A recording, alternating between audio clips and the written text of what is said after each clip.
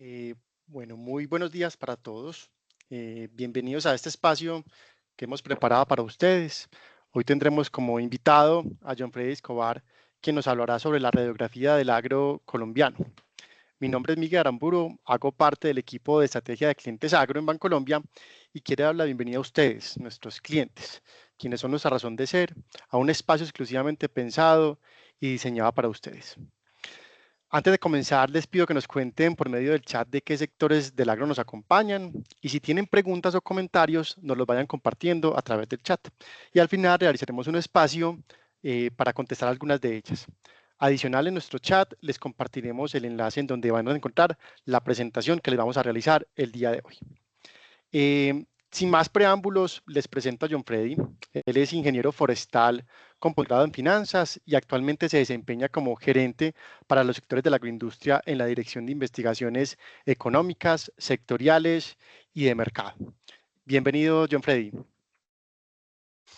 Muy buenos días a todos. Primero que todo, un agradecimiento a todas las personas que en esta mañana del jueves sacan tiempo de su agenda para escucharnos. Em, Vamos a estar conversando alrededor de un espacio de alrededor de una horita, un poco menos durante el transcurso. Si Miguel de pronto no lo mencionó, pues lo recuerdo, podemos ir bosteando algunas inquietudes o preguntas de lo que estamos conversando, que alguien del equipo en el transcurso irá respondiendo lo que esté pues a nuestra disposición y no lo que no, digamos, no tengamos la información, lo que vamos debiendo de pronto lo investigaremos para un próximo evento o encuentro. Muy bien, creo que ya se debe estar viendo la presentación, ¿cierto? Correcto. Bueno, muy bien. Entonces, empecemos con la agenda y no se asusten pues con esta agenda que pareciera muy larga, no los vamos a aburrir con un exceso de PowerPoint, ni mucho menos. Simplemente son los 6 tópicos o temas sobre los que vamos a conversar con unas grandes ideas. Este espacio de 40, 50 minutos, pero no nos permite entrar en demasiado detalle, pero de todo esto que ustedes ven en este, llamémoslo menú, vamos a estar conversando que es el menú que constituye la radiografía trimestral del agrocolombiano, que es un reporte que se ha ido posicionando bastante.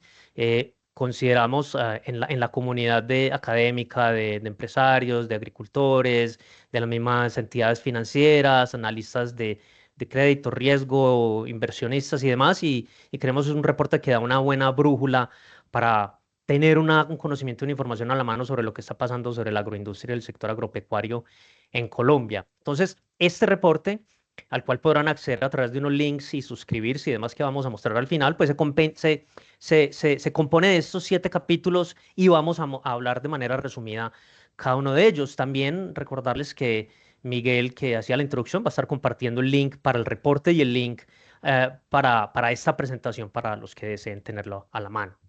Empecemos por el PIB. Y es el PIB, digamos, el campanazo que nos dispara a nosotros el trabajo para realizar la radiografía del agro.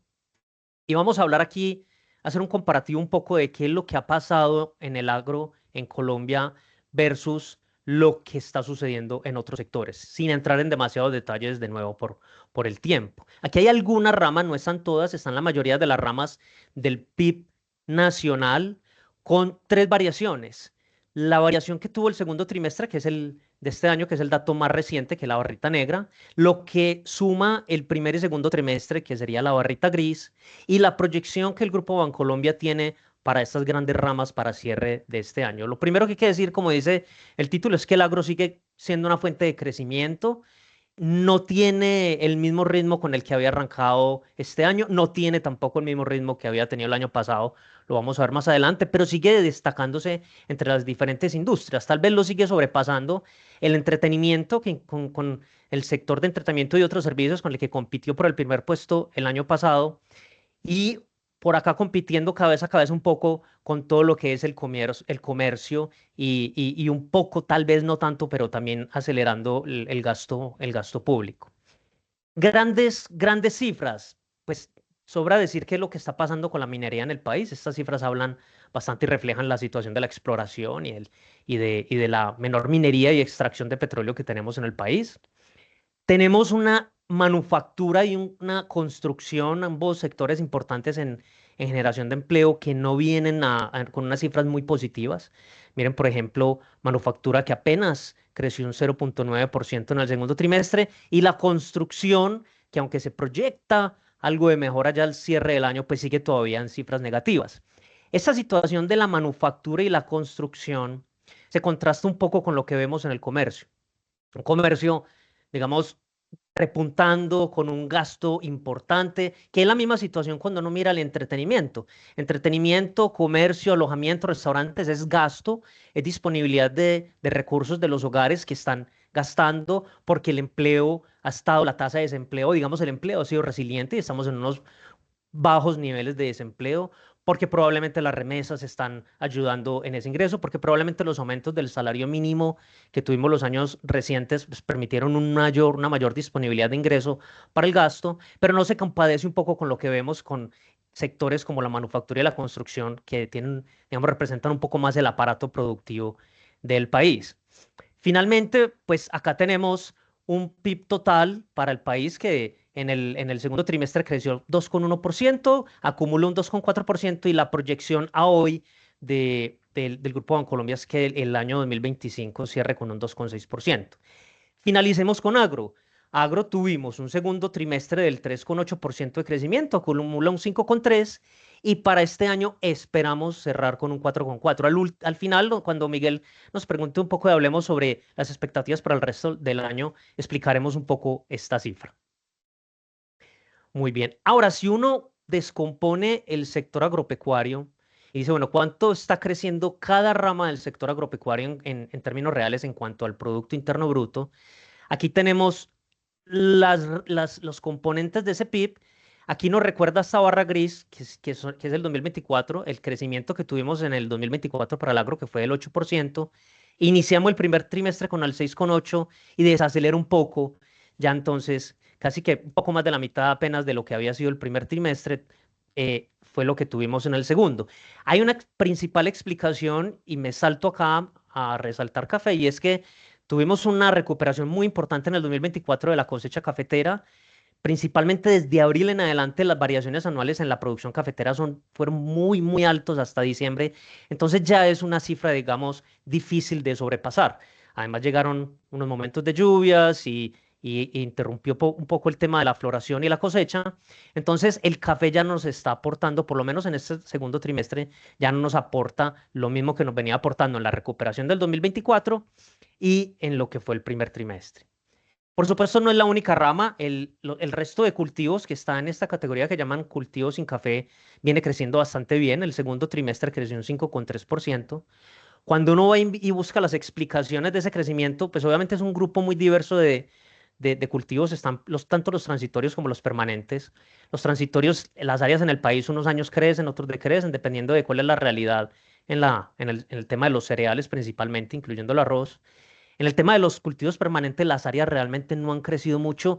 Claro, los cultivos de frutales de exportación están inmersos dentro de muchas áreas adicionales de cultivos permanentes, pero no hay realmente en el agregado un crecimiento importante. Entonces, un poco lo que puede estar explicando este buen crecimiento es que los cultivos de frutales que se sembraron 2, 3 años atrás, e incluso en tiempo más hacia atrás, pues han ido madurando, han ido avanzando en la curva de productividad, van llegando algunas plantaciones a su pico y eso es lo que nos está ayudando hoy a un crecimiento de esa rama de los cultivos sin café.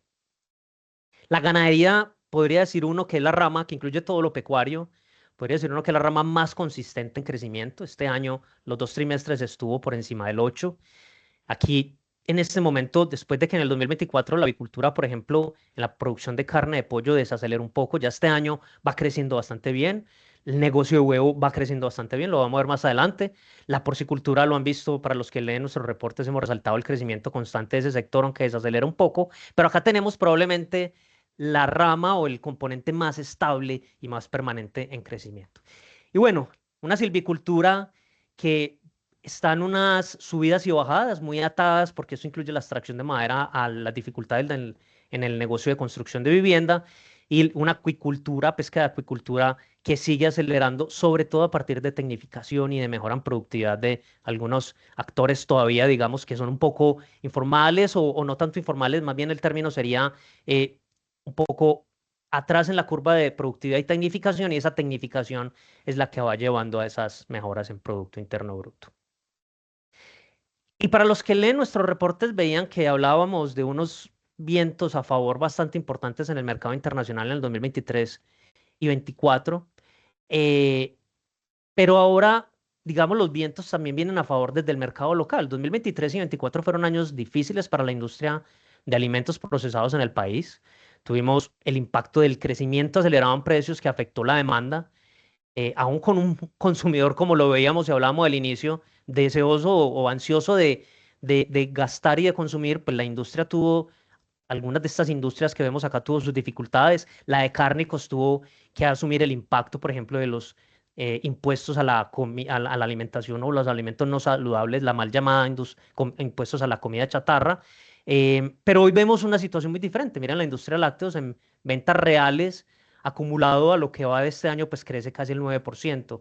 Igual la industria de aceites comestibles, la industria de cacao, chocolate y confitería. Entonces, esto para mostrar que es el mercado local y el mercado internacional, los dos, los que han venido ayudando a que el sector agropecuario tenga un buen desempeño y jalona desde la demanda para estos sectores. ¿Qué está pasando a nivel internacional? Vámonos a la coyuntura. Este slide de dos imágenes, pues resume, es historia patria ya casi, pero resume un poco esa historia sin fin en la que venimos con el tema de los aranceles. 2 de abril se anuncian los aranceles específicos para cada país bajo el Liberation Day de la nueva administración en Estados Unidos. El 5 de abril se suspende y se pone un arancel del 10% para todos los países durante 90 días, excepto pues la guerra particular comercial que ustedes saben venía teniendo Estados Unidos con China y los temas de discusión con la Unión Europea y México principalmente. Pero digamos, entramos en una fase que hasta agosto, entonces Colombia y muchos países tenían un 10% de arancel. México, que es un referente importante para esta conversación, pues tenía un arancel del 10, pero solo para lo que no estuviera cubierto por el Tratado de Libre Comercio. Y llega el inicio de mediados de julio, se empiezan a dar algunos anuncios, cada país venía haciendo sus negociaciones y casi que a inicios de agosto se empieza a decantar un poco la situación y la administración de Estados Unidos empieza a tomar algunas decisiones. Una de ellas importante es los aranceles que quedaron para los países latinoamericanos, que es lo que reflejamos en esta tabla. La mayoría quedamos en el 10%, aquí está Colombia, pero hay algunos que quedaron en el 15%, que todavía se preguntan por qué los dejaron en un 15% y no en un 10%, como un país como Ecuador, que digamos por temas políticos podría ser bastante afín a la administración norteamericana. Sin embargo, pues es clave y es importante saber que por ahora tenemos una diferencia con países como Costa Rica, que exporta banano de manera importante a Estados Unidos, como Ecuador, que nos compite en rosas también en Estados Unidos. Y por acá México, con un asterisco, recordando que este 25 sigue en la misma situación, no solo aplica para lo que no esté cobijado por el Tratado de Libre Comercio. Le dieron 90 días adicionales a México para negociar y hacer algunas reformas y ajustes que le están pidiendo. Y en 90 días después de ese inicio de agosto, pues volveremos a saber qué pasa con México. Brasil probablemente es el que sale más impactado con un 50%, que de manera particular para ellos era el 10% que traían más 40 adicional. Y vamos a hablar un poco de qué significa pues ese 50% para el gigante exportador agroindustrial que es este país. Entonces uno mira un poco cómo quedó el panorama. La tabla anterior era solo Latinoamérica, pero el sudeste asiático y África, que han sido, además de China, pero los más amenazados, también quedaron con algunos aranceles muy diferentes. Miren, por ejemplo, un Malasia, un Tailandia, una Indonesia, ahí pueden ver los aranceles que a hoy están aplicando. Son países exportadores importantes, por ejemplo, de aceite crudo de palma o incluso ya fracciones y, y, y, y productos con una refinación inicial de aceite de palma. Indonesia, al igual que Brasil, es un importante exportador de café. No está en el top, pero Indonesia igual hace un volumen importante de exportación de café, de cacao. Brasil es un gran exportador de mango hacia los Estados Unidos. Sudáfrica es un importante productor y exportador de cítricos. Entonces aquí se abren algunas ventanas de oportunidad Probablemente el mejor término es ventana, porque como este es un ambiente que cambia día a día, nosotros no creemos que los empresarios vayan a ponerse a hacer unas grandes inversiones y unas apuestas con algo que puede cambiar en poco tiempo. Sin embargo, pues abre algunas oportunidades, por lo menos de mercado, para analizar. Y dentro de 90 días, la más importante situación será ver qué pasa con México, que es el principal exportador de aguacatejas de Lima, Tahití, en donde nosotros venimos desempeñándonos bastante bien, pero lo que suceda pues con México va a ser importante para Colombia. Esa es la coyuntura, digamos, entre muchas cosas que vienen sucediendo, es el tema de los aranceles ha sido lo que más ha capturado la atención. Vamos a entrar entonces a hablar de cada uno de estos grandes grupos de sectores agropecuarios y agroindustriales que tenemos en nuestro país, después de hablar de los insumos y después hablaremos pues, de esos grandes grupos. En cuanto a los insumos, el titular, si se lee en el reporte, dice que los precios de las materias primas se vienen moviendo al vaivén de las noticias. Eso un poco lo que quiere decir es que incluso para los analistas internacionales que tratan de hacer análisis fundamental y técnico para determinar qué va a pasar con los precios de fertilizantes, maíz, soya, torta y aceites vegetales y demás, pues es un reto y casi que la posibilidad de uno, como decimos un poco de manera coloquial, pegarle a la proyección es muy baja porque es este cambio en la política comercial global lo que hoy, más que lo fundamental, está haciendo que suban o bajen esas materias primas. Empecemos por hablar sobre fertilizantes.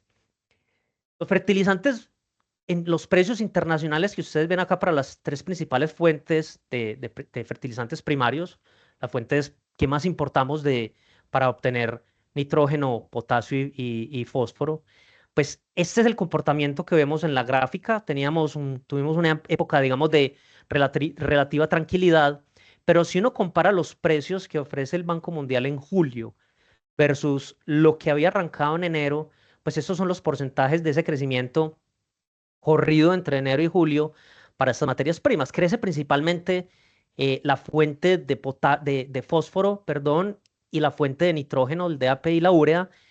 Hablemos primero de la urea. El slide siguiente va a explicar un poco también qué está pasando con el tema del fósforo. Empecemos por la urea. La situación de la urea un poco es que los incrementos en capacidad instalada global han estado un poco frenados. La Unión Europea, que sin ser el principal productor de urea, pues de todas maneras tiene una infraestructura importante, ha mantenido incluso recortes de esa capacidad, porque para la Unión Europea se volvió casi inviable el negocio debido a los altos costos de la fuente energética y de la materia prima, que es el gas natural que venía en buena medida desde Rusia. Lo otro es que el Medio Oriente pues sigue impactando. Algunas plantas en Egipto cerraron, algunas en Irán, sin ser los más grandes, pero que suman al volumen, han estado a media máquina, como decimos también. En algunos momentos las compras vía licitaciones o ofertas de compra, digamos, pública del gobierno de la India han decepcionado. Eh, en otros momentos ha aparecido digamos, un buen interés en restablecer los stocks de urea y eso todo sumado ha llevado a que vaya subiendo en ese acumulado un 30%. Algo que podría alivianar un poco esta tendencia que estamos viendo hasta el mes de julio por lo menos, porque el precio promedio de agosto todavía no hay, es que China, y aquí viene la segunda explicación de este comportamiento en fertilizantes, China había venido restringiendo mucho la exportación de su producción de fertilizantes, principalmente fosfatados, pero también urea. China ya abrió un poco ese mercado, ya anuncia exportaciones. Eso podría aliviar un poco los precios internacionales.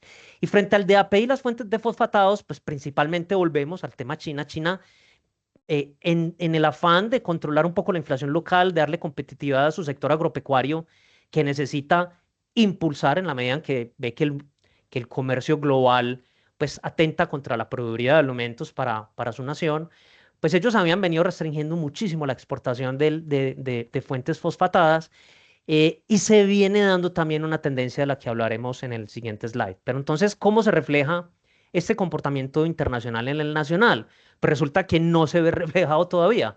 Cuando uno mira, y enfoquémonos principalmente en la línea negra, que es el precio implícito, implícito quiere decir que es la relación entre toneladas y dólares reportadas, precio implícito de importación de fertilizantes, ¿cierto?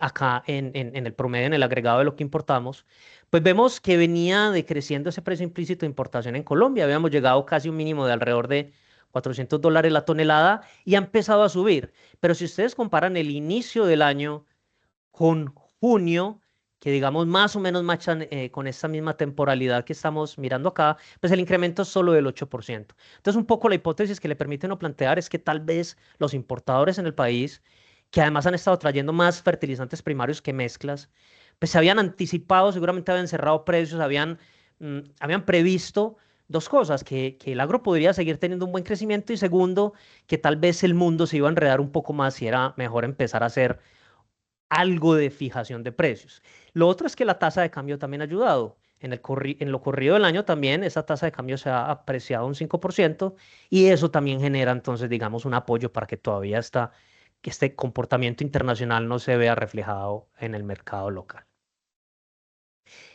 Y les había dicho que en este siguiente slide íbamos a hablar de algo y es que viene, digamos, siendo un tema de mucha discusión el uso de baterías de litio ferrofosfato en China principalmente para algunos tipos de vehículos, pero como ya algunos se estarán imaginando, principalmente para vehículos eléctricos y conocen ustedes bastante bien el boom y el liderazgo que tiene hoy China pues en ese segmento de mercado. Y resulta que algunas fuentes de fosfato son utilizadas para la elaboración de esas baterías y algo de competencia está generando, o tal vez algo más de especulación que competencia, porque cuando uno se pone a investigar qué porcentaje de las fuentes fosfatadas a nivel global están siendo utilizadas para manufacturar este tipo de baterías, pero realmente hoy no sobrepasa el 2% y se dice que dentro de 5 años llegará máximo el 3-4%. Sin embargo, es un tema que aparece nuevo, como cuando aparecieron los biocombustibles y había mucha especulación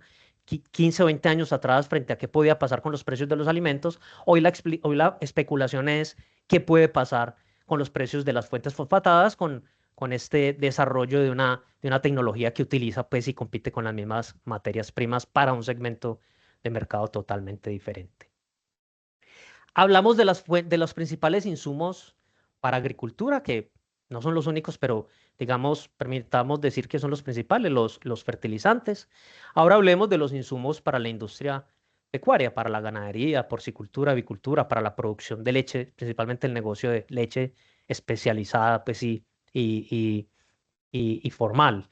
Em, los precios del maíz amarillo, la torta de soya y la soya han tenido un comportamiento un poco. La gráfica muestra un comportamiento bajista, es en general bajista. Digamos, en el maíz ha sido un poco más errático. El maíz no ha tenido el mismo impacto de la guerra comercial con China que se ha tenido sobre soya y torta de soya.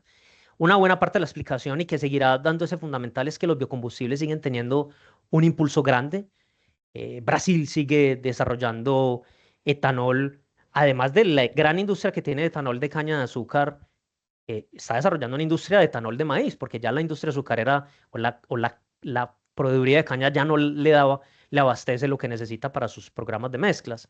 Estados Unidos sigue impulsando el negocio de etanol, que allá sí es concentrado a partir de maíz amarillo. Entonces, digamos, el mayor soporte ha estado en el maíz amarillo, pero cuando ya uno se va a la soya y torta de soya, como China era uno de los grandes compradores, especialmente de soya en grano de Estados Unidos, y en esta guerra comercial China puso también sus aranceles, digamos, sacó los taches, también como decimos un poco de manera coloquial, pues el Departamento de Agricultura, algunos de los analistas del Departamento de Agricultura de Estados Unidos, leía hasta antier que hoy no ha salido un solo grano de soya, o si salió estará en mar porque no se han reportado ingresos a la aduana de soya china. Entonces esa soya se sigue acumulando en los grandes, en los elevadores, en los silos de Estados Unidos, y obviamente eso empieza a presionar y eso lleva a esta caída no solo en soya, en granos, sino también en torta. La caída en precios de la torta que la habíamos, digamos, la presentíamos o la analizábamos desde hace ya un par de años, se nutre también del impulso que ha tenido la industria de combustibles biobasados a nivel global, pero fuertemente en Estados Unidos para diésel renovable, biodiesel, combustibles sostenibles de aviación, ya incluso se habla de combustibles sostenibles para las flotas marítimas, para las navieras. Y en la medida en que se muele y se muele soya para obtener ese aceite, pues esa torta se ha ido acumulando. Y eso es muy probable, probablemente la explicación que también cuando uno se va a mirar a la derecha, las importaciones en Colombia de estos insumos, si uno mira lo que más se ha estado importando es soya en grano. Pero las cifras acumuladas a mayo de importación en toneladas dicen mucho también en cuanto a torta y en cuanto a maíz amarillo, por encima de dos dígitos, todos estos rubros muestra una buena dinámica en la industria pecuaria, muestra una oportunidad, seguramente una ventana de oportunidad para compras, seguramente apoyado también recientemente por el comportamiento de la tasa de cambio. Y esto, digamos, visto desde pensando en que Colombia es importador principalmente de estas materias primas, pues para estas cadenas es positivo, con toda seguridad. Un comportamiento como lo que vemos en la soya en grano no es tan positivo para quienes hoy desarrollan esa actividad en el país. De nuevo, estamos en ciclos y todos los ciclos tienen subidas y bajadas. Habrá que esperar qué pasa con la guerra comercial y la guerra comercial, sobre todo lo que suceda frente a las negociaciones China-Estados Unidos, podría hacer que se revierta o cambie un poco la tendencia que vemos con estas materias primas en este momento. Y ahora sí, como me he adelantado un poco, vamos a hablar de tres grandes grupos de sectores o sí, de negocios agrícolas, agropecuarios o agroindustriales. Empecemos por los agroexportadores, tema que copa hoy en buena medida los titulares de prensa en el país, tema del que nos sentimos orgullosos todos de lo que está sucediendo con las exportaciones y que aquí hacemos la labor de mostrar cifras, pero siempre tratamos de decir que los aplausos pues se los tienen que llevar los agricultores, los empresarios que son los que están ejecutando los planes para que estas cifras se den. Café, y aquí tenemos los grandes rubros, estamos incluyendo café verde y los principales productos frescos. De nuevo, siempre pedimos disculpas para los productores de uchuva, de gulupa, de plátano, que los resaltamos bastante en esa radiografía del agro que esperamos ya estén leyendo o que se lean, de cacao, de muchos otros productos, pero no los incluimos acá, no nos daría la hora para hablar de todo. Vamos a hablar de estos cuatro, cinco rubros. En café, sobra decir lo que muchos estamos viendo, el incremento en las exportaciones en dólares, que es del 83% en el acumulado a junio, pues viene principalmente de precio. Claro, una cosecha que también se recupera, pero el precio ha venido ayudando bastante. ¿Qué esperar del tema del café? Pues lo primero es que lo que ha sucedido con Brasil muy probablemente genere una demanda extra para cafés arábigos suaves de otros países. Brasil produce los dos tipos de cafés, arábigos y robustas. Es más fuerte en arábigo, pero sobre todo en la exportación a Estados Unidos, país con un ingreso per cápita que lo permite, pues son más relevantes los cafés suaves que ellos envían y por ende Brasil es un referente para lo que puede suceder con exportaciones como Colombia o como Salvador o como otros países que puedan tener cafés suaves. Em, ¿Qué esperar del precio? Es muy complejo. De nuevo, como decíamos en los slides anteriores, predecir hoy es dificilísimo, pero nos atrevemos a decir que tal vez en donde sí deberíamos empezar a ver una alza es en la prima del café colombiano. Todavía, digamos, a inicios del año se vio, se frenó un poco, pero ¿qué puede estar pasando? Hay todavía algunos inventarios en Estados Unidos de cafés arábigos. Posiblemente muchos actores del mercado están todavía con la esperanza de que alguna negociación y que el mismo consumidor y que los mismos gremios en Estados Unidos pues generen la presión suficiente para que cambie la situación con Brasil, pero una vez se vayan agotando esos inventarios, pues tendrán que echar mano de otros cafés arábigos, de otros cafés suaves, y ahí Colombia pues podría haberse beneficiado vía prima. Em, Flores es un negocio que si ustedes miran, que me atrevo a decir que el dato más relevante es, porque miren que la tabla es dólares de exportación toneladas y el precio implícito de exportación en puerto FOB que sale de la división entre estas dos columnas, un crecimiento, digamos, después del buen crecimiento que ha tenido la industria de flores en el país después de la pandemia, que los precios implícitos crezcan un 5,7%, cuando el último dato de inflación anual en Estados Unidos, espero no equivocarme, fue el 2,7% o 2,4%, uno de esos dos, pues es muy diciente.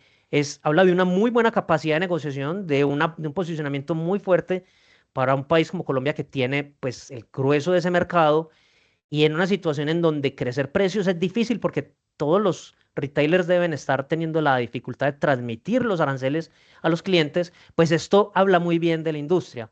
también muestra lo que salen algunos estudios, que es que los supermercados en Estados Unidos, la rentabilidad de la sección de flores y plantas de maceta es alta y que muestra también ese relacionamiento tan cercano que hay entre los exportadores colombianos y los retailers en ese país. Vamos a banano. Banano no es malo hablar también de un incremento de precios promedio implícito de exportación del 3,8, donde la Unión Europea es el principal mercado, ¿de acuerdo? Em, pero es un buen crecimiento, puede estar hablando de una buena negociación de los contratos de exportación. En cuanto a volumen, pues no crecemos mucho, ya habíamos tenido un buen desempeño el año pasado. Aguacatejas, tema del cual hoy todo el mundo habla y es un tópico supremamente importante para el país. Empecemos por hablar de esta cifra, de una caída en el 5,5% en el promedio de precio implícito de exportación. Esto involucra dos situaciones. Involucra una cosecha récord de Perú que los analistas estiman debe estar terminando ya a mediados de septiembre su temporada de cosecha. Esa cosecha récord de Perú deprimió los precios en la Unión Europea, pero si no fuera porque los empresarios y los exportadores y los aguacateros de manera estratégica, habían puesto la mirada y la apuesta en el mercado de Estados Unidos, que tiene muchas exigencias para poder llegar allá, estaríamos en una situación diferente, porque lo que antes era el 20% de exportación, que era el mercado norteamericano, Estados Unidos específicamente, pues a hoy está siendo alrededor del 40%, y Estados Unidos se ha comportado mejor en precio. Entonces, eso ha permitido que este valor no sea mucho más bajo y que sigamos incluso teniendo un crecimiento bastante importante en medio en dólares y en toneladas. Finalmente, Lima Tahití es un negocio que esperábamos que con la situación de los aranceles y el dominio de México en el mercado de Estados Unidos, donde va la mayor parte de la lima que exportamos, pues esperábamos que hubiera más dificultades, digamos, en cuanto a precio y crecimiento, pero lo que muestran las cifras es que, pues claro, las plantaciones siguen madurando, las hectáreas que se sembraron años atrás siguen teniendo mayor productividad, posiblemente haya algo acá de dificultad en la negociación de los precios. Cuando uno compara los precios implícitos de exportación, los de México son un poco más bajos, pero la situación sigue siendo bastante positiva y para lo que ha sido la guerra arancelaria y la incertidumbre que ha generado toda esta situación, creemos que han salido muy bien librados y han sabido sortear muy bien las dificultades y mantenerse a flote los exportadores de Lima Tahití, que las cifras factuales, digamos, o lo que uno puede demostrar con cifras es mucho más diciente. Hay cosas que no se pueden medir, pero que se dicen, y es que la calidad de la Lima Tahití colombiana, en cuanto a grados BRICS, porcentaje de jugo y todas esas cosas, se conocen mejor los exportadores y productores, pues tiene una muy buena aceptación. Posiblemente eso también les ha dado em, algo de poder de negociación y se han podido mantener muy bien en el mercado de Estados Unidos. Y aunque pedía disculpas porque no íbamos a hablar de todos los sectores exportadores, voy a adelantarme un poco acá, ya me devuelvo en la anterior. Vamos a hablar un poco de aquí de dos grandes rubros, el cacao y el plátano de exportación. Si ustedes leen la radiografía, verán que presentamos algunas cifras de cómo ha ido creciendo las áreas. Esta gráfica lo que muestra es la variación de las áreas sembradas en el país entre 2024 y el 2023, pero también visto la ventana más larga de tiempo que se puede sacar con las cifras de la unidad de planeación rural agropecuaria, que es desde el 2019. Si miran, el crecimiento en áreas de plátano ha sido bastante considerable y las exportaciones no las mostramos acá, pero también vienen teniendo desempeño importante. Más bien nos pararíamos en el negocio de cacao para plantear algún llamado de atención y algunas inquietudes, y es, el mundo está necesitado de cacao. El déficit que llevó a la subida de precios no es coyuntural como puede suceder en algunos otros momentos de otros commodities. Aquí el tema es estructural. África, principal continente, tiene problemas desde la edad, productividad, fitosanitario, regulación, intervención del gobierno, temas sociales, inestabilidad política, todo lo que ustedes quieran ponerle a la situación del principal continente que abastece una industria grandísima en el mundo. Colombia tiene la oportunidad de aprovecharlo. Sin embargo, pues la cifra de las áreas sembradas en el 2024 comparada con las del 2023, pues solamente son un 2% más. y solamente son un 13% más en una mirada de 5 años. Las exportaciones crecen bien, no solo cacao en grano, sino también algunas coberturas y algunos subproductos, licor de cacao y algunas otras cosas que la industria hace transformadora ha podido llevar a algunos países, principalmente Estados Unidos, pero acá tenemos un potencial enorme que por algún motivo, digamos, todavía los empresarios y los agricultores no se animan a hacer sus apuestas. Muy bien, vamos a hablar de cultivos agroindustriales para finalizar con el negocio pecuario. En el negocio agroindustrial, y tampoco lograremos hablar de todos los sectores, pero es inevitable hablar de lo que sale en las noticias recientemente, pues casi todos los días, es la situación de la disminución en los precios del arroz. Esta gráfica a la izquierda nos muestra el precio promedio nacional reportado por el gremio de arroz paddy verde o arroz paddy o arroz verde, y nos muestra que para 2025, pues precisamente tenemos un decrecimiento. Y para julio, que era el último dato, posiblemente haya un nuevo dato, pero el último que teníamos, pues acá se ve una caída adicional y los que conocen sobre este sector saben que en el segundo semestre sale la mayor parte de la cosecha, por lo que aquí hay un riesgo de que el precio siga disminuyendo. Este sector entonces entró después de haber entrado en una libertad vigilada, ahora entró en una libertad regulada bajo la resolución 0241, que implica que hay unos precios mínimos establecidos por el Ministerio de Agricultura para la compra de cerros paddy. Esos precios son los que ustedes ven en esta barrita negra, el porcentaje es lo que sería la diferencia entre ese precio versus el precio reportado julio, pero lo importante aquí es, digamos, recordar un poco que es esa gran estacionalidad de una mayor cosecha en el segundo semestre que se ha ido dando cada vez más la que ha llevado a esa situación. Claro, tenemos la esperanza de que pues, en el año entrante se revierta esto, que se pueda obviamente retomar las siembras, el negocio de arroz, pero obviamente lo ideal sería una planificación mucho más estricta o estricta tal vez no es la palabra, un poco más programada y coordinada para que ojalá no volvamos a tener estas caídas en los precios del arroz. Si hablamos de otros negocios, los crecimientos en producción vienen bastante bien.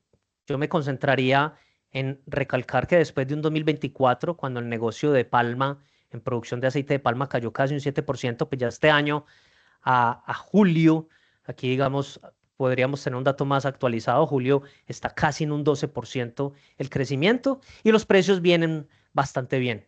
El negocio de aceite de palma ha mantenido una realidad internacional bastante interesante.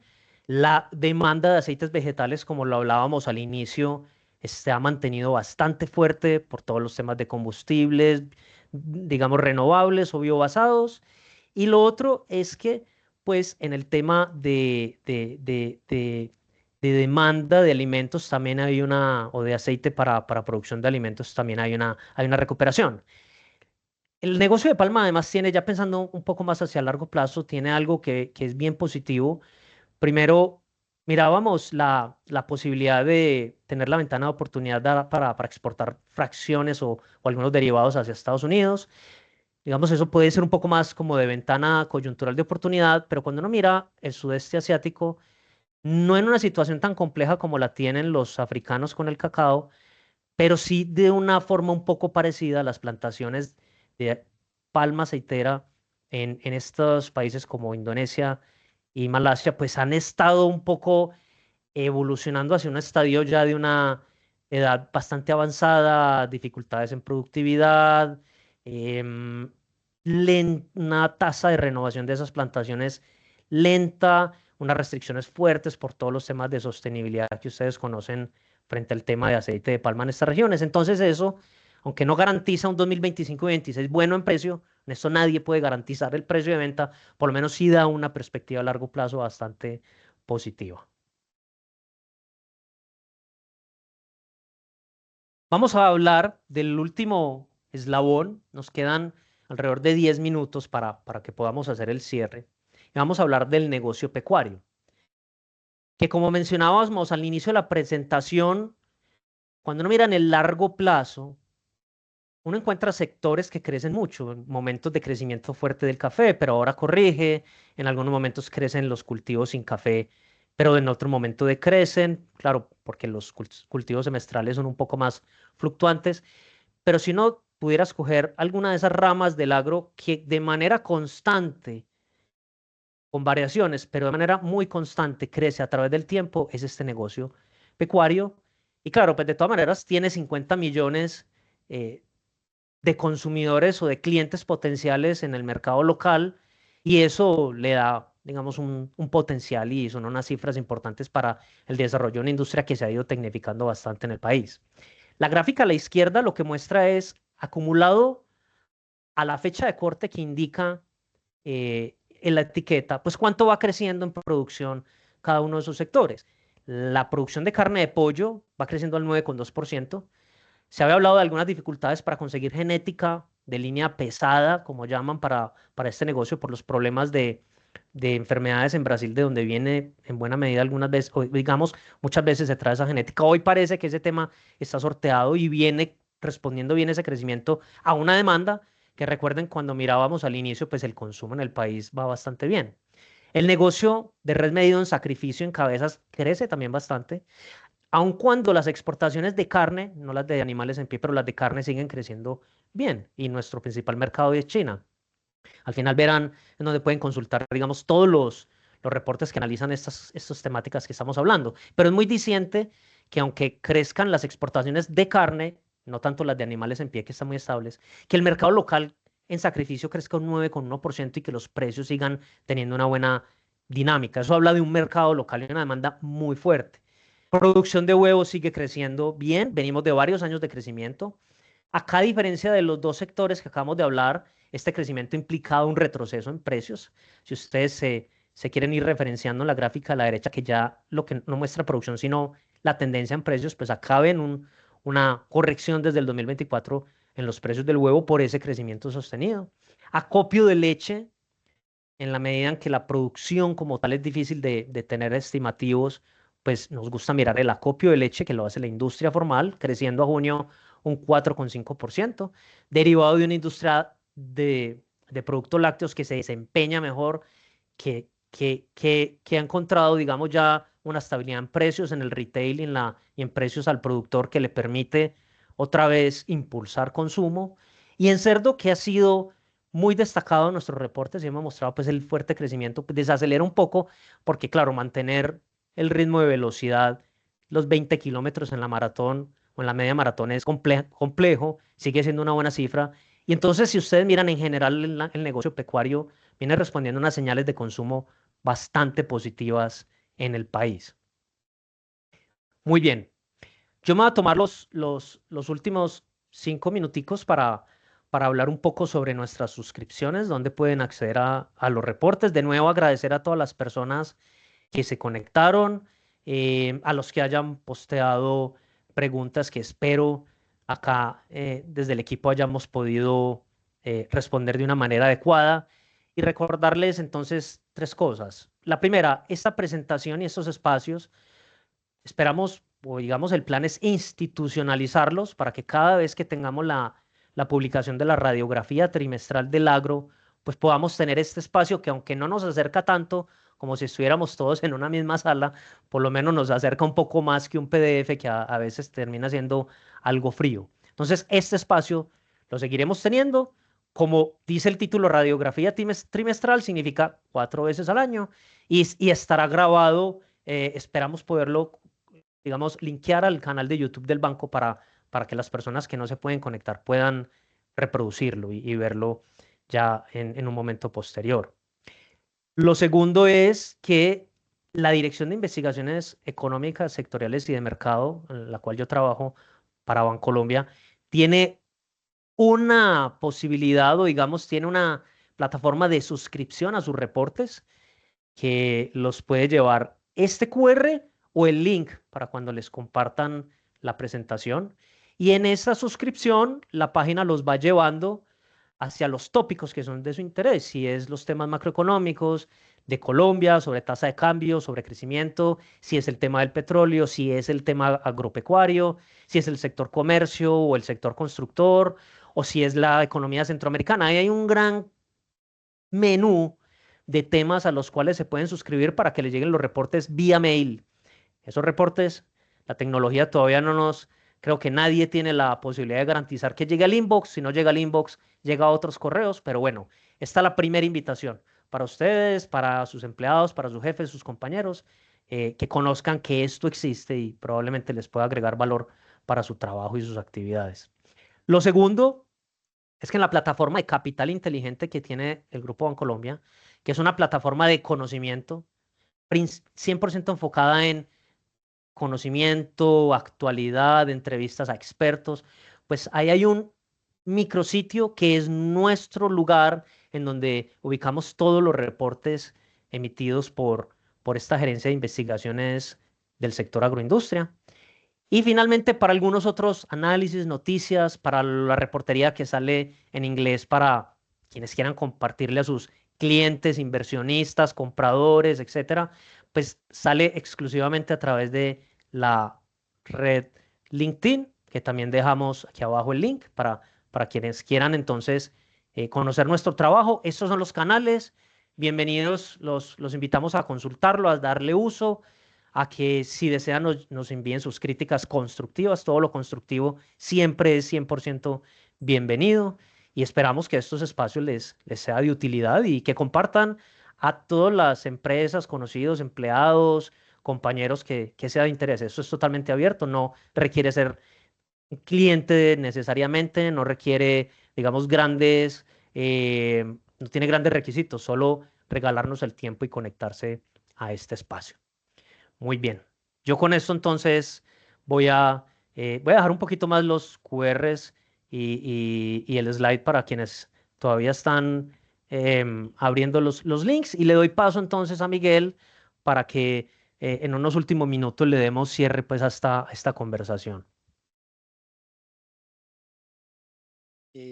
Gracias, John Freddy. Realmente, pues muy interesante todo este panorama que nos cuentas sobre el sector agropecuario, sobre el, digamos, el comportamiento positivo que ha tenido el sector durante todo este año y sobre esas perspectivas también positivas en cuanto a competitividad que tenemos desde ese sector, tanto a nivel nacional como para el mundo.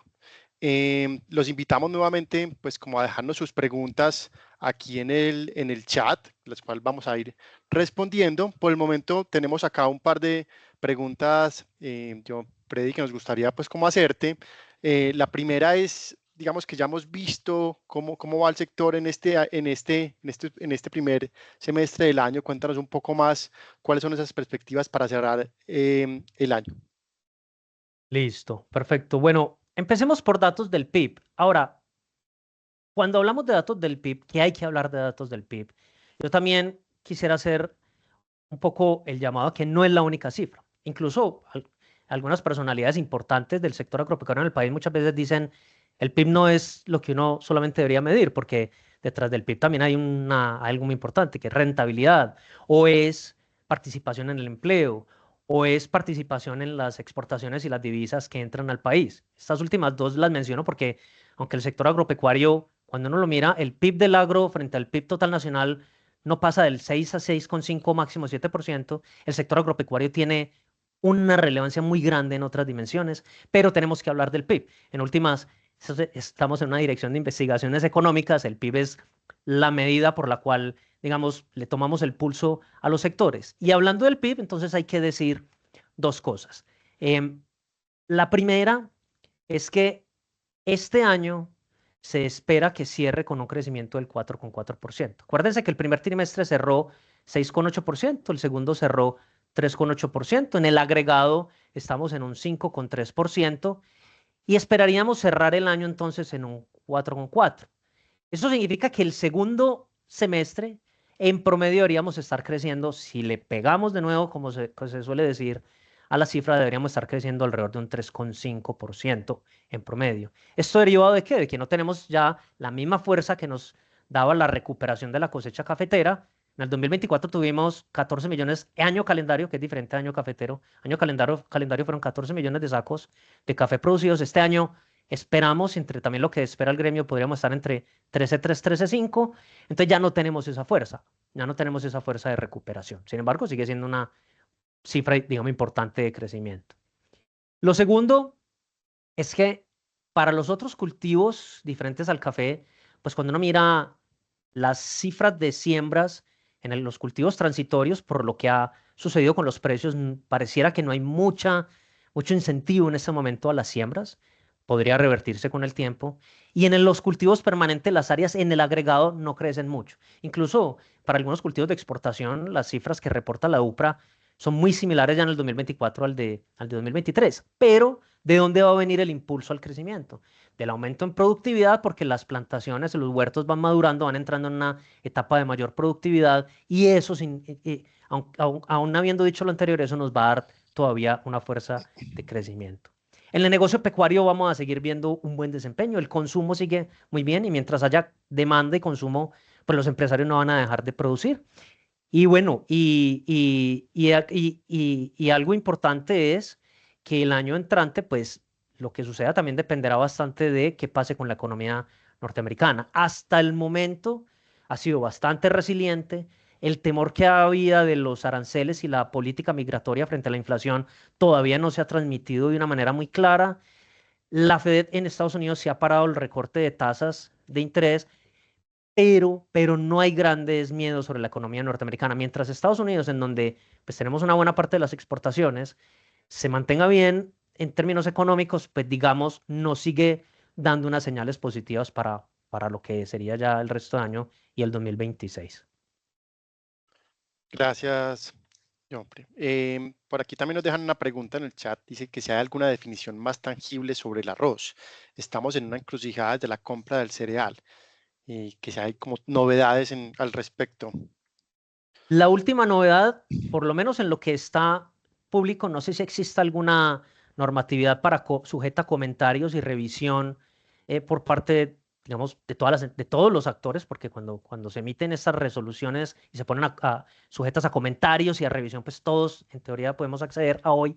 No la conocemos, lo último que conocemos es esa resolución que aparece ahí en la fuente de la gráfica y la resolución establece unos precios mínimos de compra. Unos precios mínimos de compra que son retadores debido a que ya de por sí venía el arroz en una tendencia decreciente en precios, el arroz paddy, y que entramos en la cosecha del segundo semestre que posiblemente, por cómo funciona usualmente la estacionalidad del sector en el país, podría llevar a una menor, a unas cotizaciones que bajo libre mercado, llamémoslo, podrían ser inferiores. Entonces, eso es oficialmente, por lo menos hasta donde conocemos, lo último que hay sobre el sector arroz. No es la primera vez que sucede estas caídas de precios. Es algo un poco también con lo cual la cadena como tal también ha aprendido un poco a manejar y sale adelante en los años anteriores, después de unos meses de dificultad que hay que aprender pues a navegar. Perfecto, Jonfre. Por acá nos están dejando más preguntas. Nos dicen que muchas gracias, que en lo que queda del año, por el buen desempeño del agro, ¿cómo creemos que va a ser el impacto del IPC que van a tener los alimentos? ¿Negativos?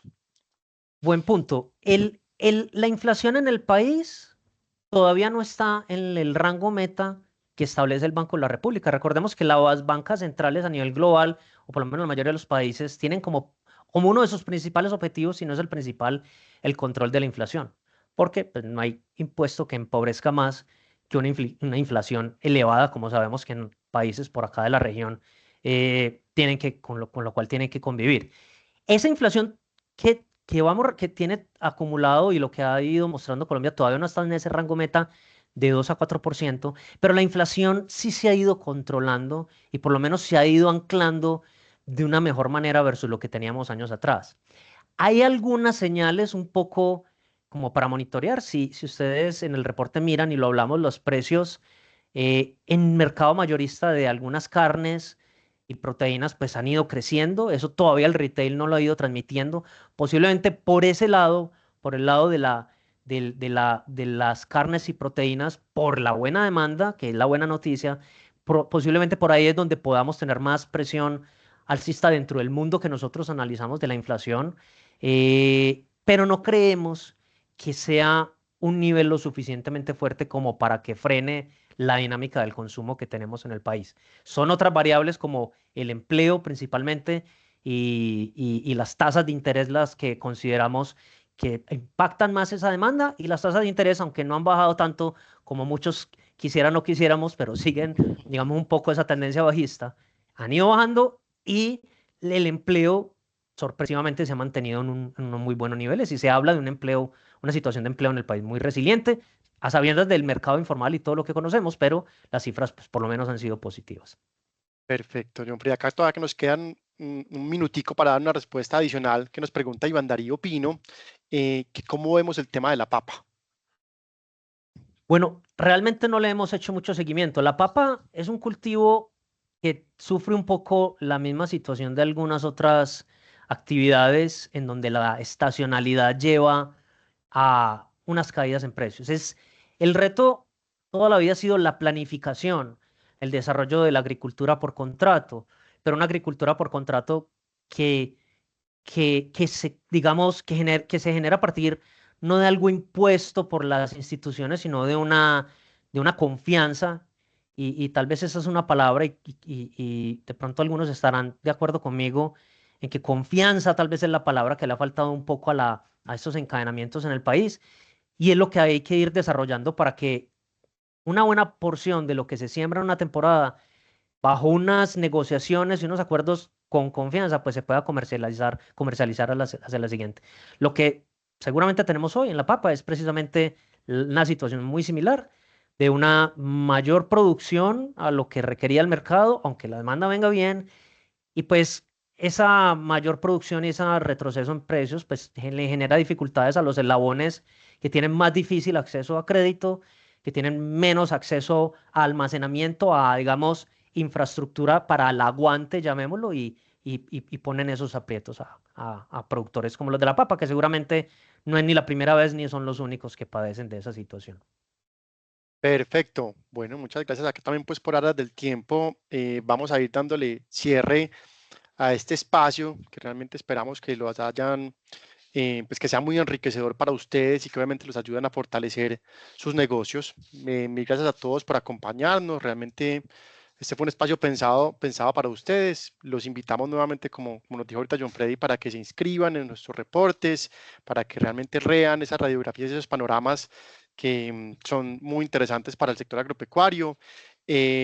También, como decíamos ahorita, estos eventos se van a realizar de manera periódica, entonces los invitamos a que sigan revisando sus correos electrónicos y también las redes en la Dirección de Investigaciones Económicas para que vayan viendo también estos espacios que se van a seguir realizando. Adicional, los queremos invitar muy especialmente a participar en Expo Agrofuturo, que se realizará del 10 al 12 de septiembre en Plaza Mayor en Medellín. En el chat dejamos un código con el cual van a poder ingresar de manera gratuita a 3 días de muestra comercial. Entonces los esperamos allá también a todos. Vamos a tener nuestro stand y allá vamos a seguir, obviamente, fortaleciendo todo lo que estamos haciendo desde Bancolombia para el sector agropecuario. Mil gracias por su tiempo y nos vemos en una próxima oportunidad. Feliz día para todos. Muchas gracias por su atención. Nos vemos en el próximo evento de la radiografía, y bueno, esperamos consulten nuestros reportes. Mil gracias a todos. Un feliz día.